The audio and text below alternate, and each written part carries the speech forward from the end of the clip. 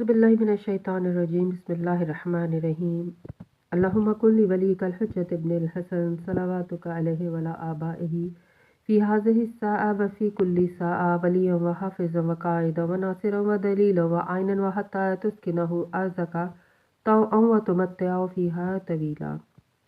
अस्सलामु अलैकुम सामीन, हमारे चैनल ज़िक्र उला में खुश आमदीद।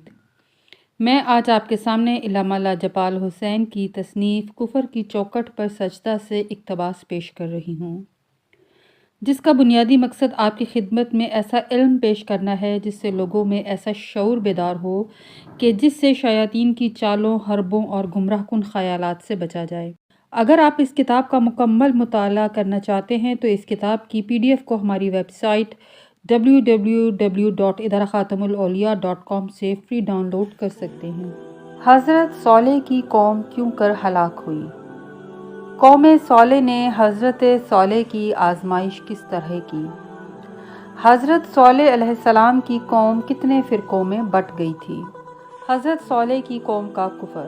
हदीस हसन बल्कि सही में हज़रत इमाम मोहम्मद बाक़िर अलैहिस्सलाम से मनक़ूल है कि रसूल खुदा सल्लल्लाहु अलैहि वसल्लम ने जिब्रील से दरियाफ़्त फरमाया कि सौलेह की कौम की हलाकत क्यों कर हुई।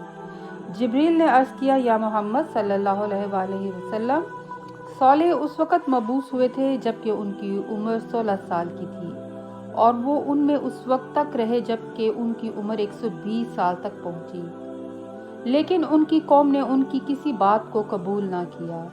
उनके 70 बुत थे जिनकी वो लोग परस्तिश करते थे। जब हज़रत ने उनका यह हाल मुशाहिदा किया, फरमाया कि ए कौम, यकीनन मैं 16 साला तुम्हारी तरफ मबूस किया गया हूँ और इस वक़्त 120 साल की उम्र तक पहुँचा। मैं दो बातें तुम्हारे सामने पेश करता हूँ, या तुम मुझसे सवाल करो और मैं अपने खुदा से अर्ज़ करूँ कि जो कुछ तुमने सवाल किया है वो कबूल फरमाए, या मैं तुम्हारे खुदाओं से सवाल करूं अगर वो मेरे सवाल को कबूल करें। तुम अगर ये भी नहीं मानते तो मैं तुम्हारे दरमियान से चला जाता हूं, क्योंकि मैं तुमसे रंजीदा हूं और तुम मुझसे दिल तंग हो। उन लोगों ने कहा, ए सौलेह, तुमने ये इंसाफ की बात की है और वादा किया कि एक रोज़ सहरा में चल कर इसकी आजमाइश करेंगे। फिर वो गुमराह लोग मुकर्ररा रोज़ अपने बुतों को एक सहरा में ले गए जो शहर से करीब था और ताम व शराब खाया पिया। फारिग हुए तो हज़रत सालेह को बुलाया और कहा कि सवाल करो। सालेह उनके बड़े बुत के पास आए और पूछा, इसका नाम क्या है। उन लोगों ने बतलाया तो हज़रत सालेह ने इसी नाम से बुत को पुकारा। उसने जवाब ना दिया। सालेह ने पूछा कि ये जवाब क्यों नहीं देता। लोगों ने कहा कि दूसरे बुत को आवाज़ दो। उसने भी जवाब ना दिया। इसी तरह तमाम बुतों के नाम लेकर आवाज़ दी और किसी एक ने जवाब ना दिया। तो सौलेह ने फरमाया कि ऐ कौम, तुमने देख लिया कि मैंने तुम्हारे तमाम खुदाओं को आवाज़ दी, लेकिन किसी एक ने भी जवाब ना दिया। अब मुझसे सवाल करो ताकि मैं अपने खुदा से दुआ करूं, वो उसी वक्त तुम्हारी बात कबूल करेगा। उन लोगों ने बुतों को पुकारा और कहा कि क्यों तुम लोगों ने सालेह को जवाब नहीं दिया। फिर भी कोई जवाब ना मिला। तब उन्होंने कहा कि तुम कुछ देर के लिए अलग हो जाओ और हमको हमारे खुदाओं के साथ छोड़ दो। ये सुनकर हज़रत सौलेह अलहदा हो गए। उन लोगों ने फर्श और ज़रूफ फेंक दिए और उन बुतों के सामने खाक पर लौटे और कहा कि अगर आज सौलेह को जवाब ना दोगे तो हम जलील हो जाएंगे। फिर सौलेह को बुलाया और कहा कि अब सवाल करो तो ये बुत जवाब देंगे। फिर सौलेह ने एक एक को पुकारा, लेकिन कुछ जवाब ना मिला। तो सौलेह ने फरमाया कि तमाम दिन गुजर गया और ये सब मेरा जवाब नहीं देते हैं। अब तुम सवाल करो ताकि मैं अपने खुदा से अर्ज़ करूं, उसी वक्त वो कबूल फरमाएगा। ये सुनकर उन लोगों ने अपने सरदारों और बुजुर्गों से 70 आदमी मुंतखब किए। उन लोगों ने हज़रत सौलेह से कहा कि हम तुमसे सवाल करते हैं। हज़रत ने कहा, सब इस पर राज़ी हैं या नहीं। सब ने कहा, हाँ, अगर इस जमात ने तुम्हारी बात मान ली तो हम सबको भी मंजूर है। फिर उन 70 आदमियों ने कहा, ऐ सौलेह, हम तुमसे सवाल करते हैं, अगर तुम्हारे परवरदिगार ने कबूल कर लिया तो हम तुम्हारी मुताबियत करेंगे और तुम्हारी बात मानेंगे और तमाम शहर वाले भी अतात कर लेंगे।